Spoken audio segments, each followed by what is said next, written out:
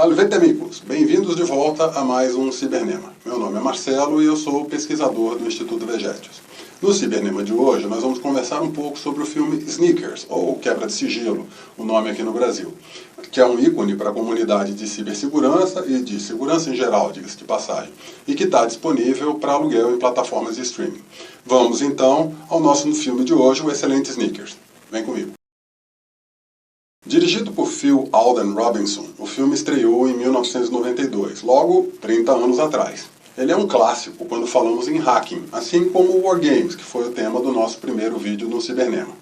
Uma curiosidade legal é que Sneakers passa muito bem a visão de que hacking não é só de computadores e também mostra muitas técnicas distintas em seu enredo. O filme, ainda hoje, é frequentemente listado como o melhor filme baseado em tecnologia de todos os tempos, mesmo com 30 anos. Ele ilustra bem que a prática de contratar hackers para trabalharem para as agências de governo como NSA, CIA e FBI é bastante comum nos Estados Unidos. O elenco é estelar.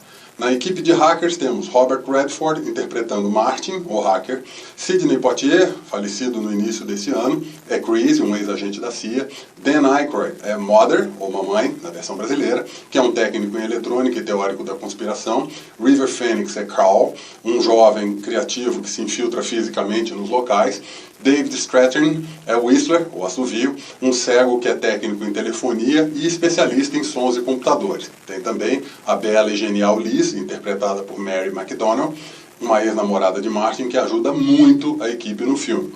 E também Ben Kingsley, no papel de Cosmo, outro hacker e antigo amigo de Martin, e até uma ponta para o James Earl Jones, mais conhecido como Darth Vader, na trilogia original de Guerra nas Estrelas, que faz o papel de Abbott, um chefão da NSA. Mas agora, vamos falar um pouco mais sobre a trama de Sneakers. O filme narra a história de um grupo de ethical hackers com um passado duvidoso que é chantageado pela NSA para aceitar um contrato objetivando roubar um decodificador criado por um matemático húngaro que seria uma ameaça para a segurança dos Estados Unidos. Tem uma curiosidade, quem acompanha o Cibernema já sabe que ethical hackers e white hats são os hackers bonzinhos que usualmente são pagos para achar falhas em sistemas. Quando a equipe rouba o equipamento e vai entregá-lo ao contratante, descobrem que esse contratante não era a NSA, mas um grupo de malfeitores que assassinara o matemático logo após eles terem roubado o equipamento e que provavelmente os mataria também para que ninguém soubesse da existência desse aparelho.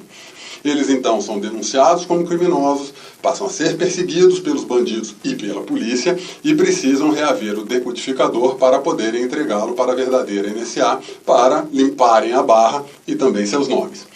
Com o estrelado elenco e um enredo cativante no estilo gato e rato, a trama se desenrola com muitas reviravoltas e muito suspense e tensão, que também traz uma porção de momentos cômicos pelas características de cada personagem. Tudo isso faz desse filme uma excelente opção para se assistir com a família e os amigos. Além disso, depois de assistir esse nosso Cibernema de hoje, que por sinal contém spoilers, você ainda vai descolar uma ótima forma de impressionar as pessoas que estiverem assistindo o filme com você, por saber ótimas curiosidades e o que é fato e mito sob a ótica de segurança e defesa no filme. O filme se passa logo após a dissolução da União Soviética, ocorrida em 1991. E isso é trazido em alguns momentos do filme. Por exemplo, quando a NSA quer contratar o Martin alegando riscos para os Estados Unidos se o decodificador caísse nas mãos dos russos, ele responde: "Vocês não viram? Deu na TV, nós ganhamos e eles perderam." No outro momento, Greg, um russo que trabalha no consulado e amigo de Martin, diz para ele e para Liz que, agora que nossos países são amigos, quem sabe você não faz uns trabalhinhos para mim. Depois, no outro momento, o Cosmo diz que antes a máfia sabia que podia contar as coisas para os russos, pois eles não falariam com o FBI. E mesmo que eles falassem, o FBI não acreditaria neles. Mas agora, tudo mudou. Bom, 30 anos depois, a coisa mudou de novo e voltou a ser como era antes, mas naquele período esse era o contexto do filme. O problema, então, para o povo americano, parecia ser a crescente percepção de ameaça da NSA, CIA e FBI sobre os direitos individuais das pessoas. Temos aqui uma curiosidade. Já nos créditos iniciais são apresentados diversos anagramas, com frases onde as letras são trocadas e mostram os nomes dos atores e do diretor. Anagramas são, na verdade, uma forma de criptografia, onde o verdadeiro significado da mensagem fica um tanto obscuro pelo embaralhamento das letras. Assim, os créditos já entram no clima do enredo do filme. Então o filme começa mostrando dois jovens hackers que, em 1969, invadem uma instalação do governo para, por meio dos computadores, desviar dinheiro de personalidades do Partido Republicano para ONGs que atuavam em causas progressistas, bem na lógica cyberpunk, ou cyberpunk, de mudar o mundo sem receber crédito por isso, bastante comum nos anos 60 e 70, quando nascia o ciberespaço. Um desses hackers é Martin Bryce e o outro o seu amigo Cosmo. Num golpe de sorte, Martin sai para comprar pizza minutos antes da polícia chegar e levar Cosmo, que é condenado e preso. Martin passa a ser procurado e, para escapar, para poder fugir da justiça, altera seu sobrenome para Bishop, o que a gente só descobre um pouco depois. Na sequência seguinte, 32 anos depois, Martin e seus associados estão invadindo um banco. Para isso, eles usam recursos de vigilância eletrônica, interceptação telefônica, arrombamento e mais um monte de outras técnicas. Dentro do banco, usam um computador e transferem dinheiro para uma conta de Martin. No dia seguinte, ele saca o dinheiro no caixa e, surpreendentemente, vai direto para a diretoria do banco, onde põe o dinheiro na mesa e diz para os diretores que o banco tinha muitas falhas de segurança que estariam no relatório dele dali a alguns dias. É aí que fica claro que ele era um especialista em invasões que fora contratado pelo banco para descobrir suas vulnerabilidades. De volta ao seu escritório, Martin é procurado por uma dupla que se apresenta como sendo de agentes da NSA, a National Security Agency, que é a agência de inteligência de sinais dos Estados Unidos. Eles alegam que querem contratar a equipe de Martin para roubar uma caixa preta desenvolvida pelo matemático húngaro Janek, que trabalharia para uma obscura empresa C-Tech Astronomy e que serviria para decriptografar ou descriptografar quaisquer mensagens. Daqui em diante, nós vamos chamar essa caixa preta de decodificador. Esse decodificador seria uma ameaça para a segurança dos Estados Unidos e como Martin se nega a trabalhar para o governo, a dupla, então, de agentes, de falsos agentes, começa a citar o histórico problemático de cada membro do grupo. Por último, chama Martin pelo seu nome verdadeiro, Martin Bryce, e não Bishop, como ele estava usando, e entrega a ele um cartaz de procurado com a foto da cara dele de 1969. Coagido, Martin e o time recorrem a Liz, ex-namorada de Martin, que depois de muita vigilância e muita confusão, eles acabam bolando um plano para invadir a sala de Janek e roubar o decodificador. Aqui temos um fato interessante. O plano deles para entrar no prédio passa por uma técnica bastante comum no hacking físico, presencial, a de se criar uma sensação de déjà vu, um imprint temporário, uma memória visual no segurança de plantão. O Carl provoca uma confusão na recepção, discutindo com segurança uma suposta entrega de pacotes, tipo a Amazon entregando um monte de coisa.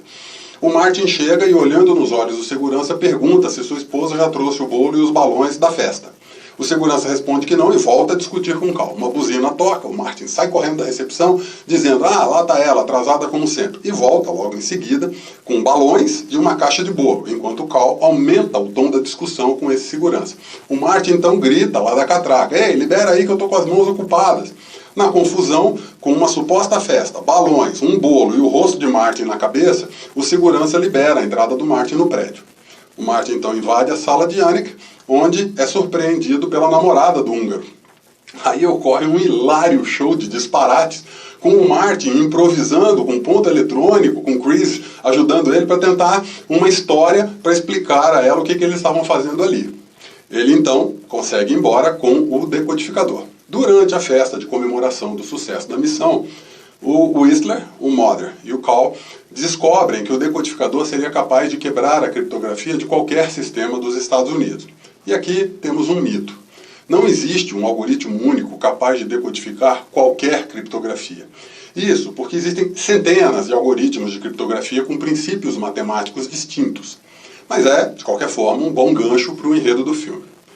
Enquanto o Carl e o Whistler estão trabalhando lá no decodificador, o Martin joga palavras cruzadas com a Liz e ele tem uma sacada e começa a rearranjar, fazer anagramas com as letras de C-Tech Astronomy. E depois de algumas tentativas, descobre que é um anagrama de Too Many Secrets, ou Há Segredos Demais. Eles então entendem que estão em risco, sob ameaça, e Chris tranca todo mundo dentro da empresa até que concluam a entrega do decodificador na manhã seguinte.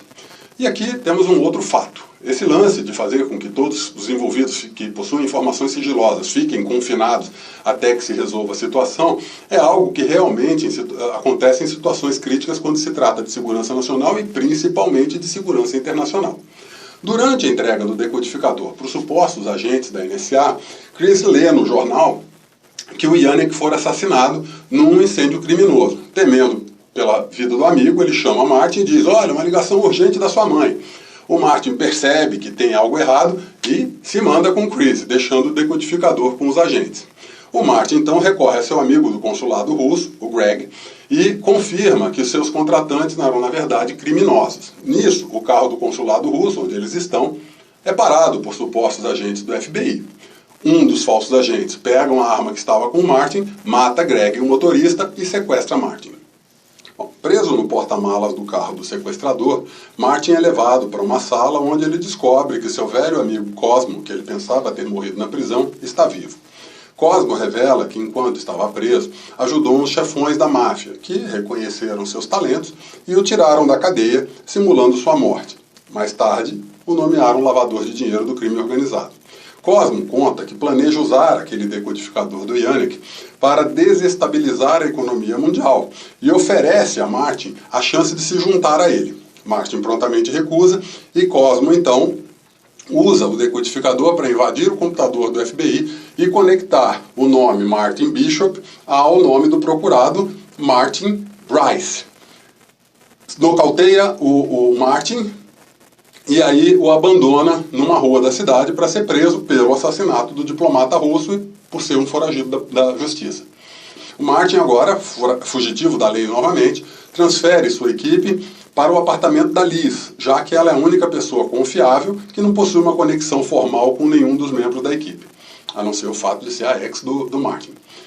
O Whistler, então, usa seus talentos para montar uma ligação telefônica que passa por vários países para dificultar o rastreamento quando eles falarem com a NSA, enquanto que o Mother, a mamãe, improvisa um detetor de mentiras baseado no tom de voz. Assim, o Martin liga para a NSA, fala com um tal de agente Abbott, que quer o decodificador, mas que não pode garantir a segurança do grupo até que eles tenham o aparelho. Assim, a equipe sabe que a única chance que eles têm é recuperar aquele decodificador, entregar para o Abbott e então contar com a proteção da NSA. O Whistler começa a interrogar o Martin sobre os sons que ele tinha ouvido quando ele estava no porta-malas. E aí, eles vão rastreando o caminho pelos diferentes sons, identificando por onde ele teria passado, até chegarem a uma fábrica de brinquedos eletrônicos que serve como fachada para a operação ilegal do Cosmo. Um fato interessante é que é realmente possível fazer uma reconstituição explorando e reavivando as lembranças auditivas de uma testemunha. É um processo até bastante similar àquele famoso retrato falado. Na fábrica, eles montam então uma clássica e sensacional operação de vigilância. Um microfone direcional é apontado para diferentes salas e o Whistler vai ouvindo os sons de cada janela. E, num determinado ponto, ele detecta o som de sensores de alta frequência que indica que aquele é o ponto mais protegido do prédio, onde provavelmente estaria o decodificador. Eles descobrem também que existe um sensor de autenticação de 2 fatores, um Two-Factor Authentication, sendo necessário o crachá do funcionário e uma frase falada por ele para reconhecimento biométrico. Em paralelo, uma câmera de vídeo de baixa velocidade filma o prédio inteiro e eles vão observando quando as luzes das salas próximas ao alvo se apagam ao final do expediente e quem sai do prédio em seguida. Depois de alguns dias, eles conseguem restringir o movimento da luz com a saída de uma única pessoa, pela placa do carro. O Chris descobre o nome e endereço de um projetista de hardware, de equipamentos de jogos, chamado Werner, que seria a pessoa que trabalhava na sala ao lado do Cosmo. Investigando o lixo da casa de Werner, eles identificam uma vida solitária, metódica e uma associação do Werner com um site de encontros. Gente, isso em 1992. Vai que era o protótipo do Tinder. Bom, um fato é que uma técnica de engenharia social bastante útil, chamada de dumpster diving, consiste em mergulhar no lixo. Bom, na verdade, analisar o lixo da vítima para identificar seus hábitos e interesses. O equivalente existe também na cibersegurança, onde se pega fotos antigas, CDs, disquetes, pendrives e até impressões antigas em busca de qualquer coisa que dê pistas sobre os interesses daquela pessoa-alvo. Com as informações coletadas, eles compram um leitor biométrico igual ao da empresa e bolam um plano para arrumar um encontro de Werner com uma mulher e gravar as palavras necessárias para reproduzirem no leitor biométrico. No filme, enquanto o time está ali discutindo as possíveis garotas, as gatas, né, que é a expressão que eles usavam, ideais para fisgar o Werner no encontro, a Liz observa que um cara que enrola um tubo de pasta de dentes desse jeito não quer esse tipo de mulher que vocês estão falando, mas sim uma mulher metódica e madura. É aí que o Martin percebe que a Liz era a isca ideal para o Werner. O Martin então arranja um encontro pelo site, a Liz parte para a empreitada e caracterizam aí um outro fato interessante, que é o uso de honey traps, ou armadilhas de mel, que é uma técnica muito antiga e muito eficaz para obtenção de informações ou acesso privilegiados. Basicamente, consiste em arrumar uma isca, uma namorada, um namorado, uma paquera, para o alvo e gradualmente envolvê-lo, deixando-o vulnerável à chantagem e extorsão, que até tem um nome próprio, sextortion, extorsão sexual. Uma lógica similar é usada no caso dos honeypots, potes de mel, computacionais, que são sistemas, que são iscas suculentas o bastante para atrair ciberatacantes e, dessa forma, permitirem que a gente descubra a identidade deles e as suas capacidades técnicas. O encontro ocorre num karaokê com comida chinesa. O Werner não leva o menor jeito com as mulheres, mas Liz vai conseguindo fazê-lo ir dizendo as palavras necessárias e vai literalmente ticando a lista de palavras necessárias. Ela então rouba o crachá de Werner e repassa, junto com o gravador, com as palavras para o Cal. Mas quando ela se afasta para uma ligação telefônica, um brinquedo eletrônico que o Werner estava testando derruba a bolsa da Liz e o Werner descobre que ela estava usando um nome falso no encontro com ele. O Werner então a leva para a empresa para investigar quem ela era e o que teria acontecido, se teria havido alguma invasão no escritório dele. Mas como tudo parece estar em ordem, o Cosmo, seus agentes e o Werner a liberam para ir embora. Só que ela então comenta que nunca mais teria outro encontro por computador, o que acende uma luz no Cosmo que desconfia de se tratar de uma operação do Martin e retém a Liz. O Martin se entrega para que ela não seja machucada. O Cal, que estava escondido na ventilação do prédio, resgata os dois e todo mundo foge. Ficando por último, o Martin é surpreendido por Cosmo, que mais uma vez tenta convencê-lo a se juntar a ele em seu plano para dominar o mundo. Martin novamente se recusa, mas, para poder ir embora, entrega a caixa do decodificador. A equipe escapa um pouco antes do Cosmo perceber que ele recebeu uma duplicata vazia. De volta ao escritório, a equipe de Martin é cercada por Abbott e um grupo de agentes da verdadeira NSA. Martin e a equipe negociam com o Abbott suas condições, um momento hilário, e entregam o decodificador a ele. Mas Martin diz que o decodificador não funciona. O Abbott, olhando para ele, diz que isso não importa e que o importante é que o decodificador nunca existiu e se retira com seus agentes e a caixa preta. Questionado por Liz sobre o funcionamento ou não do decodificador, o Martin mostra a ela que tinha ficado com o chip original, garantindo que a caixa que o Abbott levou não funcionasse jamais. Enquanto vem os créditos finais, ouve-se uma reportagem de TV distante que descreve a repentina falência do Comitê Nacional Republicano e a simultânea doação anônima de grandes valores à Anistia Internacional, ao Greenpeace e ao United Negro College Fund. O grande mérito do filme é a forma como ele combina o hacking clássico com aquele cibernético. E como ele também mostra que as ações de inteligência, ou espionagem, ou vigilância, requerem um conjunto de especialidades, ferramentas e técnicas diversas para as diferentes situações. Fica bastante claro que um lobo solitário raramente consegue realizar ações de amplo espectro e resultados significativos, diferentemente do que os filmes do tipo James Bond ou super-heróis fazem parecer. O filme também deixa evidente que a maioria dos profissionais de segurança já sabe. A maior vulnerabilidade quase sempre advém da engenharia social, onde as características do alvo são identificadas e exploradas. Mais ou menos como a gente faz quando quer saber o que aquela pessoa que não vemos há tempos está fazendo. e então damos uma olhada nas suas redes sociais e perguntamos sobre ela para amigos comuns. Ou, quando queremos fofocar sobre aquela pessoa da qual não gostamos, e damos uma olhada, uma stalkeada no Facebook, no Instagram e no TikTok dela, e por vezes pescamos e repercutimos, reproduzimos algo que seja ruim para ela. Daí a importância de sempre se tomar cuidado com o que se posta e de se resguardar um certo grau de privacidade. Isso, aliás, será o tema do nosso próximo vídeo do Cibernema, sobre The Circle, que postaremos em breve. Sneakers tem muito mais coisas interessantes que poderiam ser comentadas aqui, mas isso tomaria muito mais tempo. Se você quiser saber mais numa parte 2 sobre esse filme, deixe seu like e poste isso num comentário. No fim, como dissemos, tudo isso junto faz de Sneakers, Quebra de Sigilo, uma excelente opção para se assistir com a família e com os amigos. E quem chegou até aqui, nesse ponto do nosso vídeo, descolou uma ótima forma de impressionar quem quer que esteja assistindo com você, já que agora você conhece várias curiosidades, fatos e mitos legais do filme. Te vedere!